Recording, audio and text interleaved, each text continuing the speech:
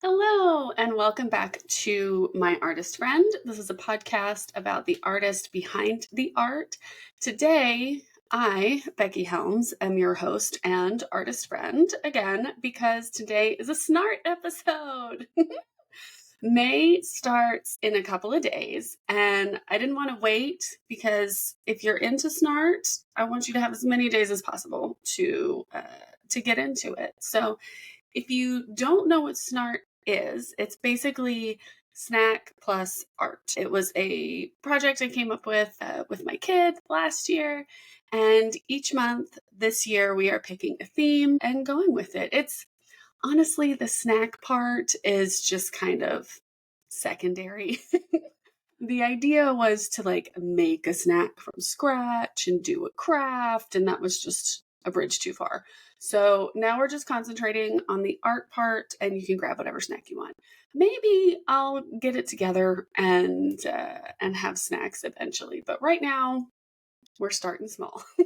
So April's Snart was paper mache, and I hope the folks who got into it had some fun. And this month in May, we're going to do printmaking. So printmaking is broad, and I'm going to talk about different types of printmaking. So we'll do it, and I'm not trying to make you buy a whole bunch of supplies. We can get as simple as you want. So we'll talk a little bit about traditional printmaking and stamping and a little bit of screen printing. But that's I don't have that on the list of projects. So in this episode, we will talk about artists you can look at for inspiration. We're going to look at a few books that I found that look like a lot of fun. I will talk about some activities you can do with kids, friends, as a group, as a community, and then I will get into some actual project ideas. And this month, I actually got myself together a little bit more, and I have all the links to the examples of the projects in the post in Substack. So if you want to see more detail, you can check out the Substack post, and I will have every link you could possibly think of in there. Okay, so I love printmaking. I was about an inch away from being a printmaking major when I was in school. I had a crisis of conscience, and because I went into graphic design, and my graphic design 1 class was brutal. I think it was just the teacher, and I was wandering after. I was like, you know what? Maybe I just want to do printmaking because I took a printmaking class. We did lino cuts, wood cuts, screen printing, all kinds of fun stuff. And I loved it. I was in my element. It was my favorite thing.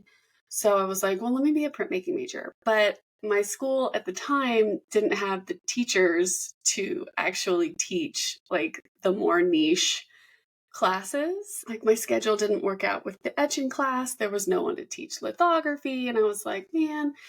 So I wandered around a little bit. And then I was actually friends with one of the graphic design teachers. And she was like, you come skip ahead. You come to my packaging design class and we'll see where that goes. And then that teacher actually sent me the link to the job where that I ended up getting outside of school, my first design job, where I met Andy, my husband. So she got me together in so many ways. She saved my design career. She introduced me to my husband. She impacted my life in so many ways, and I've told her that too. And she is an angel on this earth. Anyway, again, this is a tangent kind of podcast, but I love printmaking. It's super fun. I haven't done a lot recently, and I would like to change that. So we're going to do printmaking this month. Let's talk about some artists to look at for inspiration when it comes to printmaking. And the first one I thought of was Landry McMeans. We have an original of hers in our house, and she does the stencil technique with her screen prints. So she cuts stencils out to put them on the screen instead of burning an image into the screen. but that makes it so the stencils actually like degrade after a while. They don't stick as well, they get funky. And so she can really only get, I was looking at her website, she said she can only really get like 30 prints out of stencils. So that makes them a little bit more limited, which I think is really cool. But she was always in Blue Genie, and she has these beautiful like Southwest themed things, and we have a big blue bonnet. I've been collecting original blue bonnet art recently, which because it's the state flower of Texas, and I love them. And yeah, she makes amazing things. They're very simple, they're very graphic, but they pack a punch, and her use of color is absolutely gorgeous. So definitely check her out. Again, links to everyone and everything I'm saying, they'll be in Substack. I also found, as I was researching, an artist named Renee Fly. She does lino cut work that is very graphic and kind of pattern centric. And her work is on tea towels and fabric. And I thought it was, I have her Instagram linked below because I think her use of pattern making with her printmaking is really, really interesting. It's very cool. All right, the next two artists I found are a little more traditional lino cut artists. They do relief printing. And I found Kathleen Neely. Her relief prints, y'all, they are so beautiful. Like her line work and her texture that she does, it's so, everything's like really chunky, but you get all the detail in it. It's very cool. You should definitely check it out. And then someone that I have been meaning to purchase from, and I should just do it already, is Kaylee Barbas.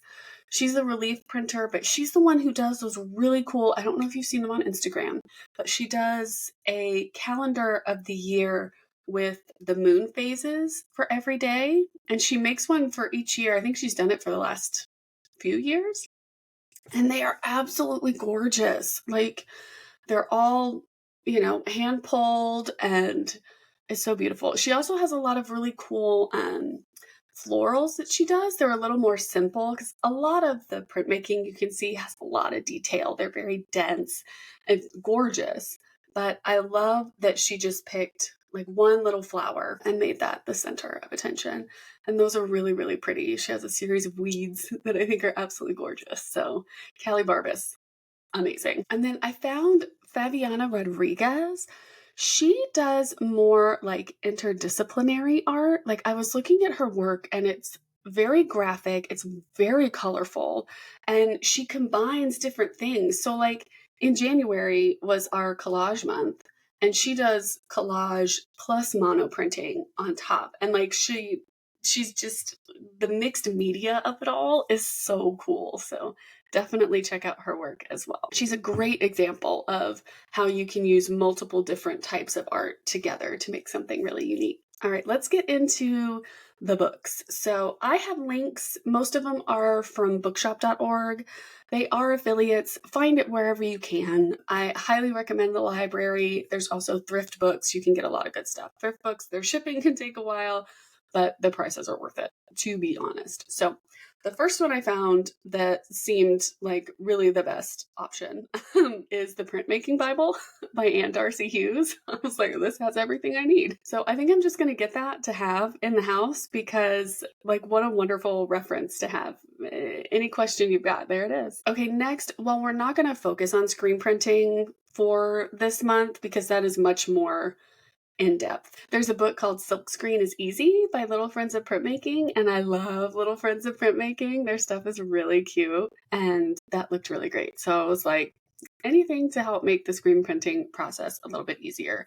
I get way too in depth and want to get like lots of equipment. Like I don't have room for it. Slow your roll.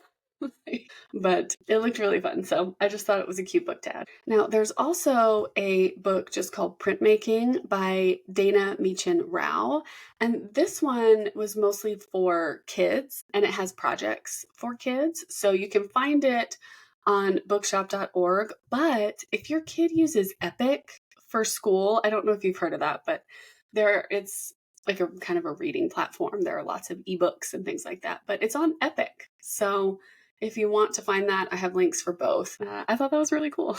Now, I don't know if you know about Little Owl Workshop, but they are incredible if you want pins, jewelry, socks, accessories, stationery, all the kind of stuff that I used to make back in the day. But Little Owl is all over the place. I would see her earrings. They come in these cute little glass tubes. So cute. And she's got a book that's Little Owl's Little Prints, stamp, stencil, and print projects to make for kids. And I thought that was so cool. So I have a link to her shop down below. And then it's also on bookshop.org, just had an ebook for it, but you can find it on like thrift books and eBay and stuff. It must have come out a while ago, but it looked really cute. And I love her work. And I would love to just have that in my house too. Obviously a book collector. Now, I can't talk about printmaking without waxing poetic about ukiyo-e printing in Japan. So I used to, when I was in college, I would just go sit in the library, just plunk down on the floor in front of all of the ukiyo-e books and just sit, thumb through all of them. So it's the traditional art of woodcut prints in Japan. So think The Great Wave by Hokusai. Hokusai is my favorite. I love his work so much. It's so beautiful. But honestly, any book that you can find at the library about ukiyo-e is incredible. You'll just sit there and just have heart eyes for absolutely everything.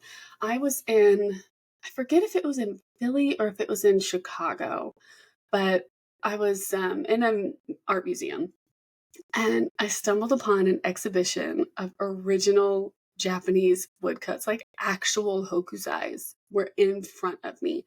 And I swear I almost started crying. I was like, I didn't realize it was there. And I had been so obsessed. Like I knew all of the artists and I was like, but it's right there. Like it's not like a print. It's not a poster. It's the actual thing.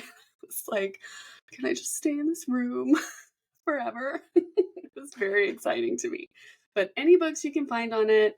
I have a link to one called Cats in Ukiyo-e, and it's Japanese woodblock prints of Utagawa Kinoyoshi, and it's all cats. It's really cute. So, merging of my favorite things. But yeah, anything you can find about Japanese woodcut prints, just get it and look at it and drool over it and think about how it's all wood blocks and it's all so perfect. It's so beautiful. Oh, the colors. Anyway, I love it. Clearly. Moving on. Okay, now we're going to get into activities you can do with your kids, with your friends, with your general community. So, this doesn't change month by month. Go find a museum and see what kind of prints they have there. In any local museum you've got, if there are any current exhibitions, anything that's on display, go check it out and look at it and see what your local museums think are important enough to show and learn about the artists. And I think it's really cool. If you don't have a museum near you, you can always check out online exhibitions. So as I was doing my little searching along the internet, I found the National Museum of Asian Art has a lot of really great resources. They specifically have an exhibition that you can look at online called The Print Generation.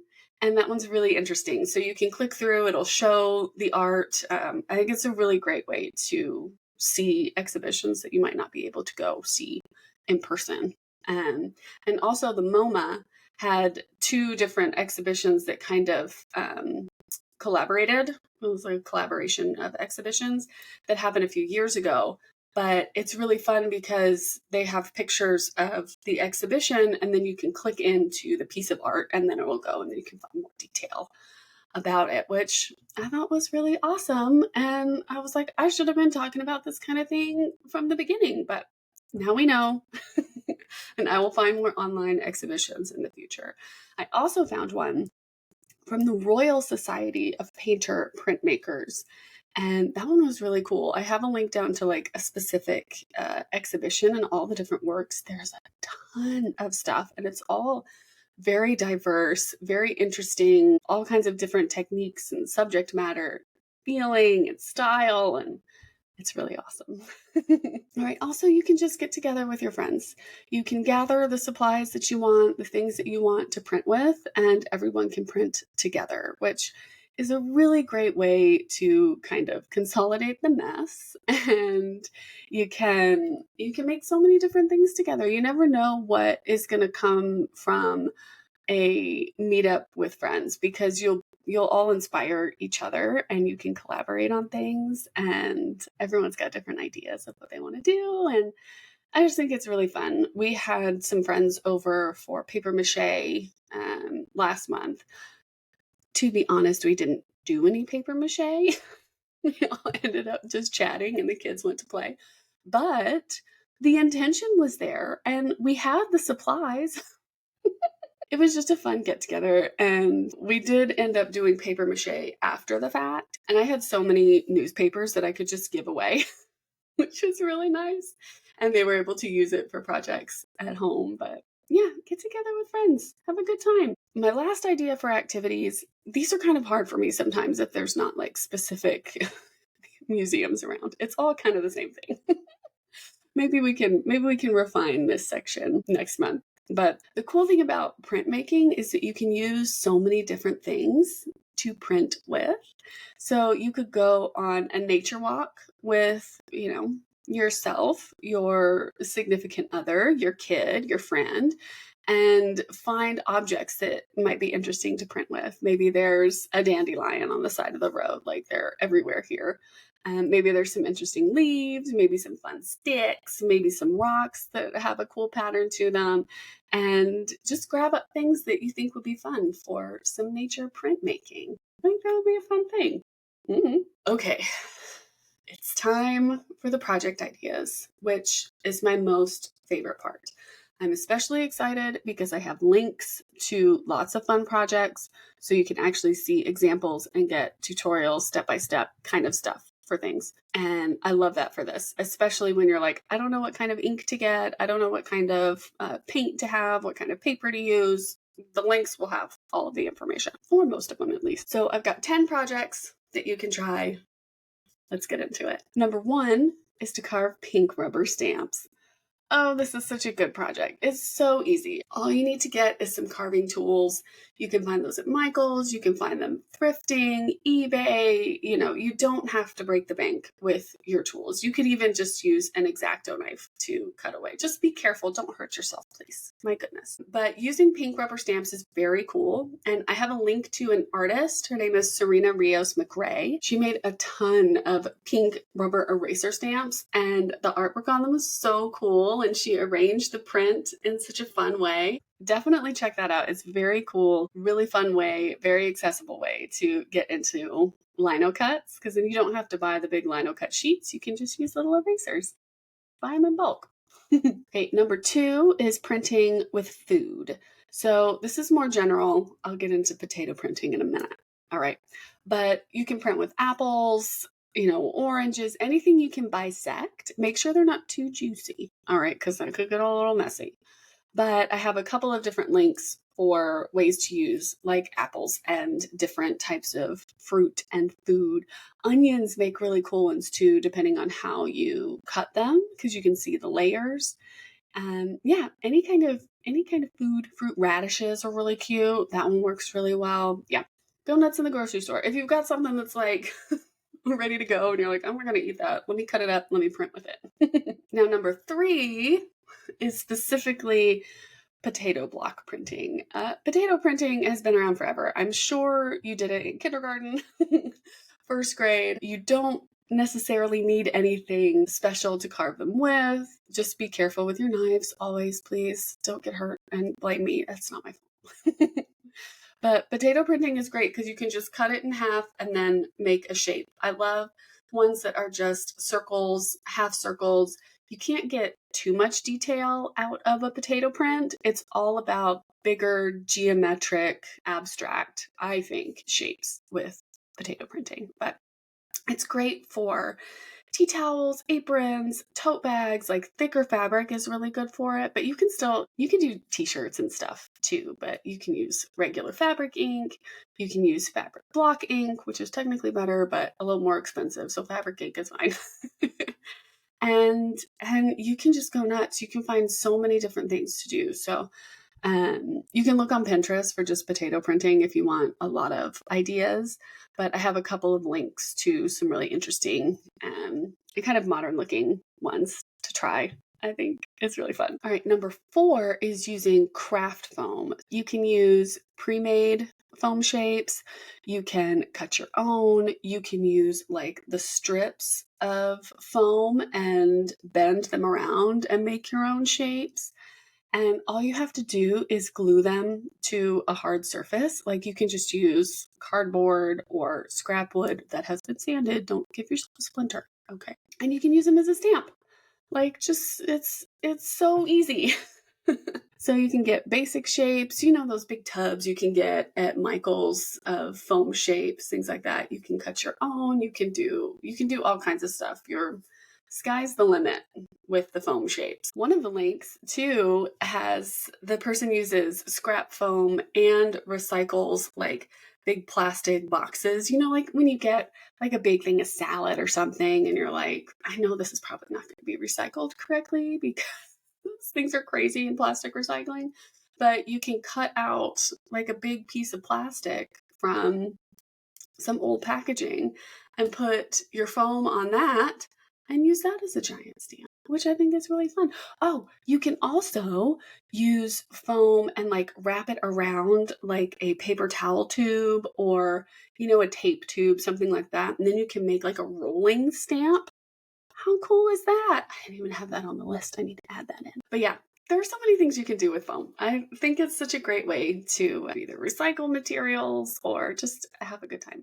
All right, number 5 is to use everyday objects in your house. So just found objects. You can use sponges, you can cut them to shape, or just use it as a block. You can use brushes, like scrubbing brushes, things like that, and see what kind of different textures you can get with different brushes. You can use plastic cutlery. I probably wouldn't use the stuff that you eat with. Let's keep our art and our food separate unless we're using food for the art, but also you're not eating the food that you're using for the art. Anyway, you can use bubble wrap, anything that you don't mind getting messy and is not going to be ingested, you can use as a printmaking something. And again, that also works for like your found objects that you went on your nature walk to go get. You can get a whole bunch of pebbles and glue them to a piece of cardboard, and now you have a textured thing to stamp with. I think it's fun. Okay, number 6 is really cool to me, and it's something I feel like I saw pop up a couple years ago, and I am mildly obsessed. It's using Lego bricks to print with. So you can get like a regular base plate, get a nice flat piece, and you can make all kinds of really fun patterns. And then if you've got a roller and some ink, you can ink it up, put your paper on, use a brayer, and you have a print. I think it's so cool. You can do all kinds of stuff with it. I've even seen some people who have actual like printing presses that you can use for Lego printing, which I think is really fun. There are so many cool ideas that you can do with Lego. You can also get the dots work really well for it. So if you see those in the store or if you go to the Lego store, you can order the dots, and those are all the flat pieces. And a lot of people use those to make different patterns and fun things, kind of pixely looking stuff, but those are perfect. So any kind of flat piece and a base plate, a little bit of ink and some paper, you're good to go. I think it's so fun. All right, number 7 is using wine corks as stamps. I think it's such a fun idea. I came across this on Pinterest and I thought it was so great. I went to Scrap Creative Reuse in Ann Arbor. I was getting a bunch of beads. And then I was like, you know what? I'm going to go. They have like these big old tubs of cork. It's all just a bunch of wine corks. So I went and I got one of their little bags. So for $3, I filled up this bag full of all of the kind of interesting, larger corks that I thought I could cut into different shapes. And they'll have to be very simple shapes, and that's totally fine. But I'm really excited to give it a try. Number 8 is using pencil erasers. This is really easy, super accessible. You can wait for school supply sales. You can go to creative reuse stores and get some pencils. You can use them individually, making lots of different confetti colors all over something, or you can wrap them together in rubber bands and make different patterns with multiple pencils. There's all kinds of stuff you can do. There's really no limit when you just have a tiny circle that you're working with. You can do a bunch of circles in a line. You can make really cool patterns. You can use lots of colors. My favorite idea is the confetti. I just want lots of different colors and then to make little dots all over everything. But yeah, super easy, no big deal. Number 9 is actually very specific, but I love it. I came across this on Pinterest and I was obsessed. There's a link to the actual project and the person who did it, so you can follow them. But they took just a wooden block and they wrapped it in string in a kind of random way, horizontally and vertically, and they used that as the stamp. So there are these different lines going different ways, and they made a pattern with that on, like, it looked like a tea towel. And then they dyed the tea towel. So it was like this really beautiful color with contrasting lines all over. It's very cool. I was like, who would have thought? Just wrapping some string around a block could make something that looked so beautiful. I loved it. So that's number 9. All right, number 10 is our last project. Just see what you can recycle. You've got tape tubes, toilet rolls. They make great circular patterns, kind of like the found objects above. You can use bubble wrap, anything that you can kind of cut up, fold, whatever kind of paper you've got around the house. You can even stack up cardboard, cut it all together so it sits up a little bit higher, kind of glue it together. And then you can make stamps out of cardboard. Just figure out stuff around your house to help you turn trash into treasure. Easy peasy. So I know printmaking is kind of a big thing. Please don't get sassy with me about like what printmaking really means. Like, oh, that's stamping. That's not printmaking. Who cares? We're making marks on a paper. We can use brayers and rollers. We can use paper. We can use tea towels. We can use potatoes. It doesn't matter. We are just going to stamp stuff. We're going to print things. We're going to have a good time. I'm really, really, really excited about doing these this month. And I might even go crazy and just get some actual blocks of linoleum and go for it. I have a little box of all my printmaking stuff from my college days. I could not ever let that go. And I think I might go for it. I miss it so much. I hope you enjoyed this. If you participate in Snart, please let me know. I want to know what you make. I want to see the things that you do. I want to see if you are enjoying the ideas and having fun crafting things. You can find me on Instagram at the Becky Helms. I've been terrible at posting lately, but I'll try to get better again. Always find me on Substack. I've got all of my newsletters, all of my podcasts, everything lives there. So if you want to go back and see other Snart stuff, if you want to come and find all of the links to all this good stuff, that's where it's going to live. So find me there. And yeah, thank you so much for listening. You're amazing. I appreciate you making it this far. And I will talk to you later. Bye.